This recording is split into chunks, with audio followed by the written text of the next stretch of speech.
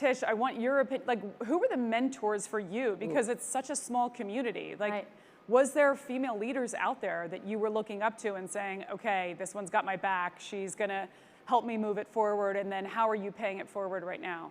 Yeah, I think being in the golf space was a little different for me. So when I was younger, and I think a lot of young golfers could say the same, is that a lot of the individuals that we looked up to were actually male golfers, because there really wasn't a lot of exposure in women's golf. I mean, even now we're still fighting battles of making sure that women's golf is aired at proper times where you can actually see it and catch all the action. Fun fact, in women's golf on the LPGA Tour, they have maybe a fourth of camera footage or a fourth of cameras on the golf course compared to the men. So the coverage is just different. So for me, growing up, I was really looking at players like, of course, Tiger Woods, who really moved the needle. And if you guys are familiar with golf, Annika Sorenstam was a record setter. She is a Hall of Famer in women's golf, and it was like if we saw her within 5 shots of the leader, like she was going to take it home in that last day. But if I'm speaking honestly, in women's golf, and I think it comes with the culture of golf, there's not really many females that actually speak out about the injustice or the lack of equality that women's golf has faced. And I think it's just now